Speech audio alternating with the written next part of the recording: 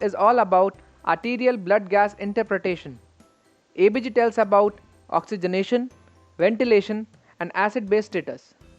We'll discuss about acid-base status in this video and how to interpret ABGs in very easy manner and with the help of examples.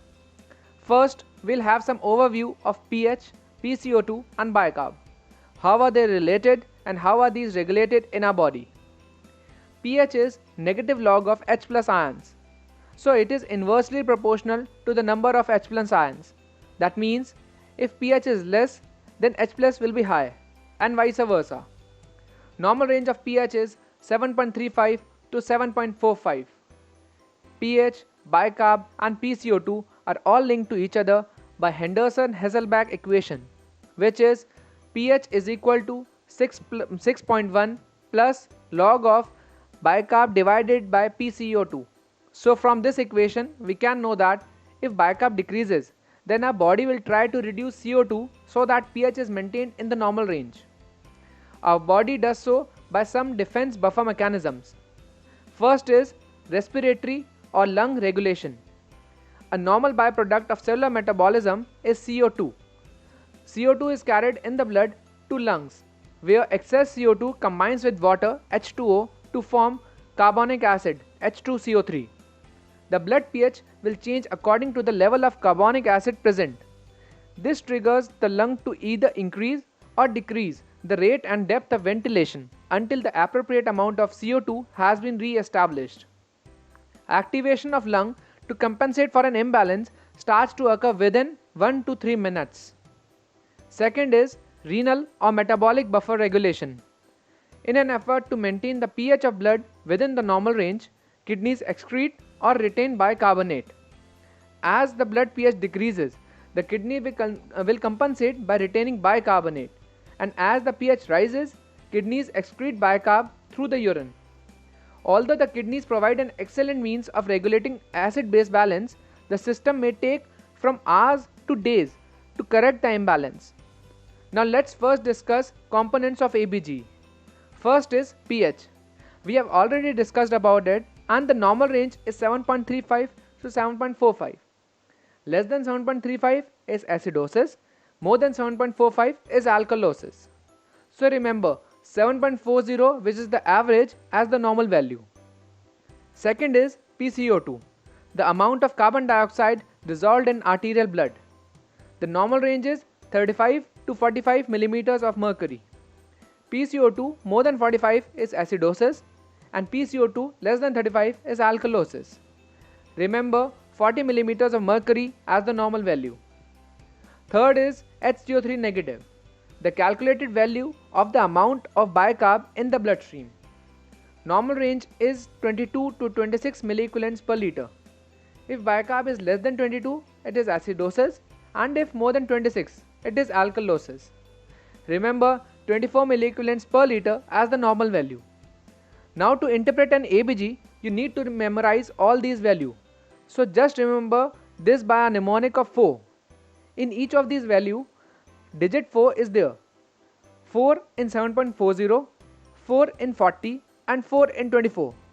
It will help you remember the normal values. Fourth is PO2, partial pressure of oxygen that is dissolved in arterial blood. The normal range is 80 to 100 millimeters of mercury. Fifth is SaO2, the arterial oxygen saturation. The normal range is 95 to 100%.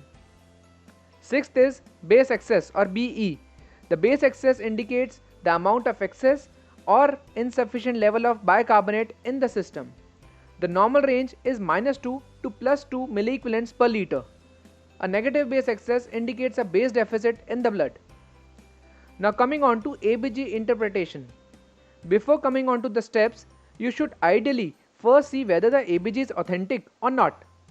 Normally we don't check, but if you think your ABG report does not correlate with the clinical condition of the patient, you must check the authenticity of the ABG.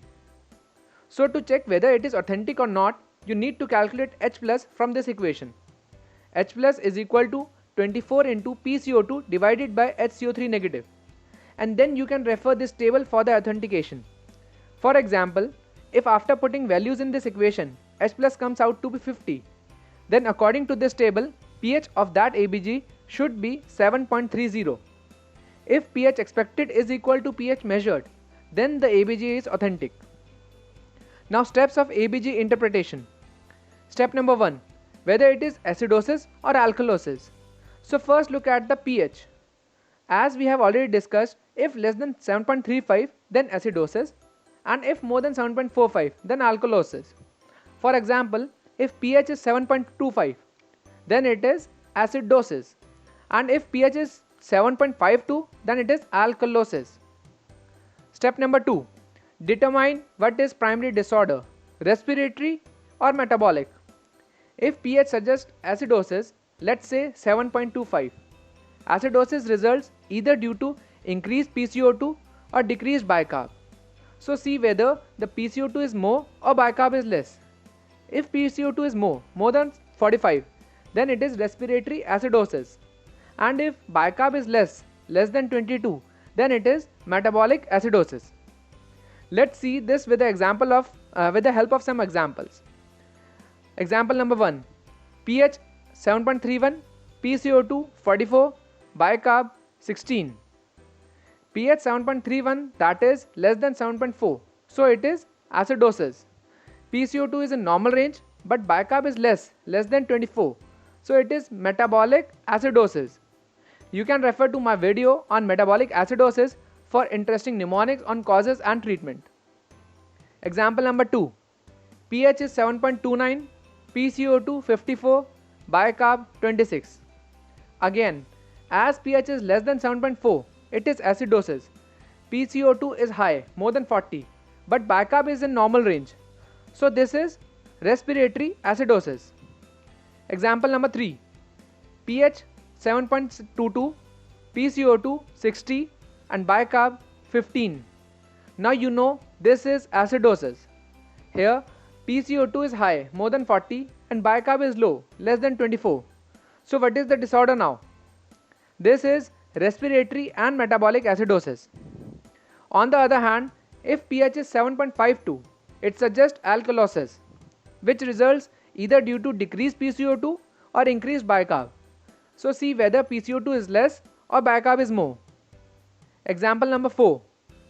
pH is 7.48, PCO2 30, bicarb 22. As pH is more than 7.4, so it is alkalosis. PCO2 is low, less than 40, and bicarb is in normal range. So this is respiratory alkalosis. Example number 5. pH 7.50, PCO2 45, bicarb 35. So pH more than 7.4 is alkalosis, PCO2 is in normal range, whereas bicarb is high, more than 24. So this is metabolic alkalosis. Now you are very much trained in detecting primary disorder. Let's see this ABG. Example number 6. pH 7.38, PCO2 52, bicarb 28. Now what is this? Both PCO2 and bicarb are abnormal, but pH is in normal range, that is in between 7.35 to 7.45.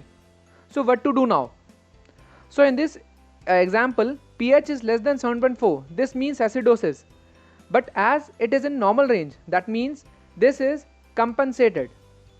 We'll learn how to calculate compensation and Anand gap in my next video. So here comes step number 3. Whether it is uncompensated or partially compensated.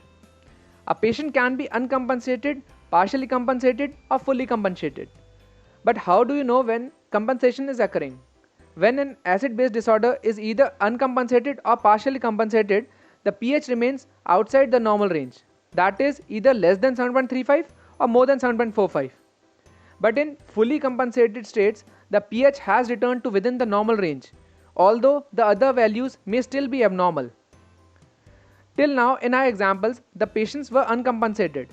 In each case, pH was outside the normal range. The primary source of acid-base imbalance was readily identified, but the third value, the compensatory buffering system, remained in the normal range. Example number 7. pH 7.33, PCO2 54 and bicarb 28.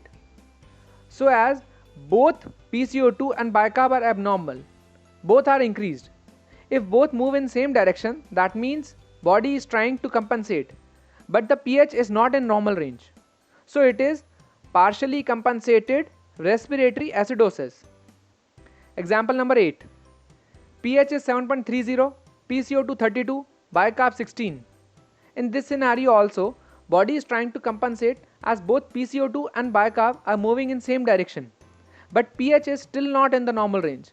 So this is partially compensated metabolic acidosis.